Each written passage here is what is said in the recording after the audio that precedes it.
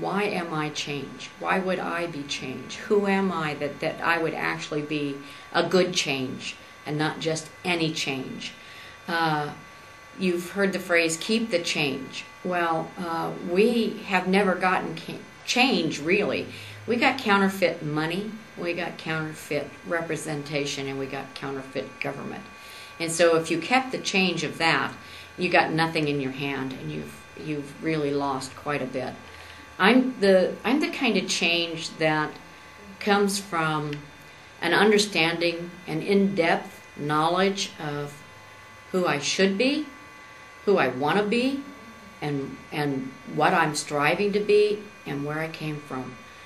I was born in the late 40s, raised in the 50s, 60s, 70s, and on through until today.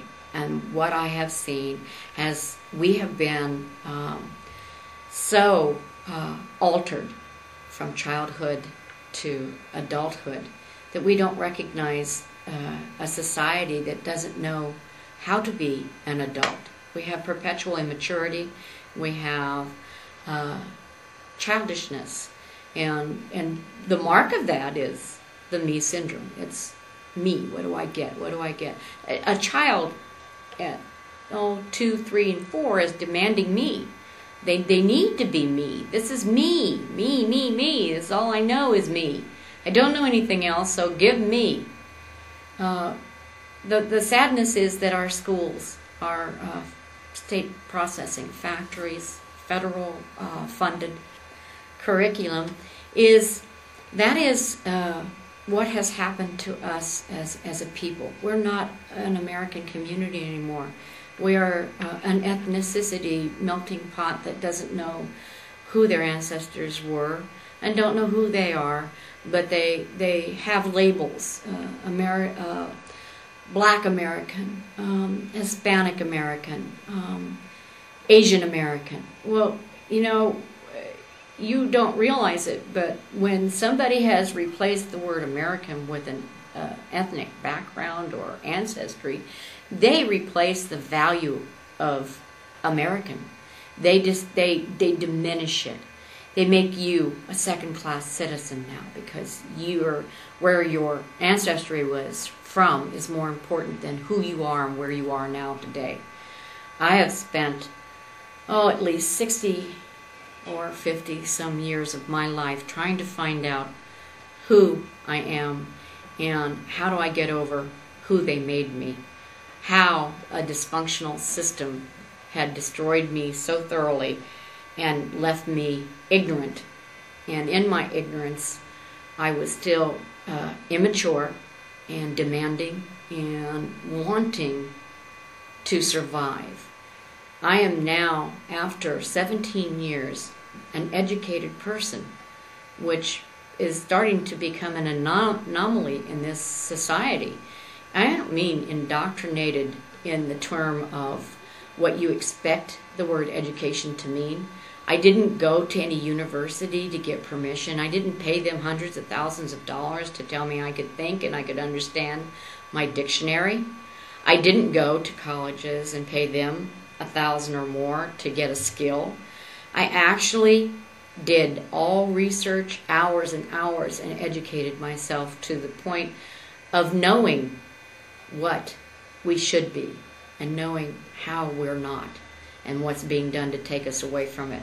So a public office, to be elected into a public office is it's an office of trust. I haven't trusted anybody who's been elected up into these positions for at least 30 years that I can say that I even knew what voting was. Not every single, I will say there are definitely some exceptions, but they're so rare it's hard to remember them. I consider the people as using political agendas for career moves for the rest of their life on the trough, the taxpayer trough, big government trough. We are so out of proportion of what our founding fathers had intended us to be that even to shrink us now, we would suffer, but the suffering would be worth it if we could sustain the shrinking, if we could keep it, if we could get enough people to realize that voting has been restricted. The machines that count your vote are owned by one company, one CEO, one head person. And your ability to get past corruption, greed, power is it's like putting a camel through the eye of a needle. You have now become victims in your communities as well as supporters of being a victim. And that is because you continue to vote in counterfeit representation because you don't recognize it.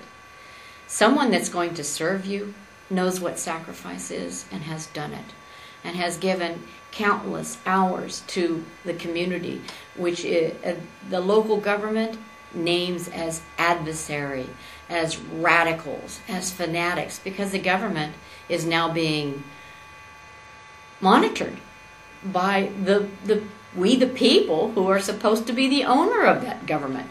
And anytime you go and criticize the self-agendized direction they're taking, anytime you do this, you will be labeled.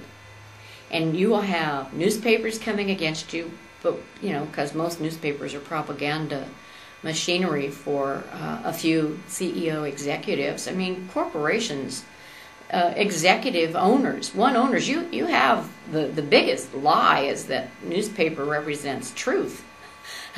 Well, like Obi-Wan Kenobi said, it's all in your perspective. It's in your perceptions. I don't mean to be laughing.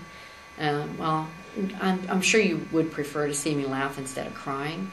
But we need to recognize that our direction depends on our understanding our roles in our government. I've served 17 years of sacrifice and countless hours to attend the most boring, agendized meetings, and actually watching year in and year out these same minds, these same socialist minds or politician minds that said, yeah, thank you for your comment, we're glad you're here, but we're going to do it our way anyways. And how many people out there understand that? You go to a commissioner meeting because you're really mad because so-and-so is going to do this and they're going to start taxing you this and this is going to come and you didn't have a say, so you're going to show up at those meetings and you're going to be right on in there. You're going to do it. You're going to get it done. You get in there, you stand up, you complain, they thank you for coming, and then the next day in the newspaper or on the radio you hear, they did it anyways. And then time and time again, you start getting, well, I don't care, I can't do anything. You can't fight City Hall. You can't make a difference. They don't listen to me. Well, you know why they don't listen to you? Because there's never, ever been a united front against their corrupt mentalities. There has never been the largest number ever to close the doors and say, wait a minute, we're going to have to redo this, because if you had the streets filled, if you had the parking lots filled, and you had City Hall and all the commissioner buildings filled to capacity, overflowing, you would have control of your government. But it takes sacrifice of TV, sports, parties, dinners, all these things, movies, videos, all this stuff has to be sacrificed, and it has to be diligently pursued.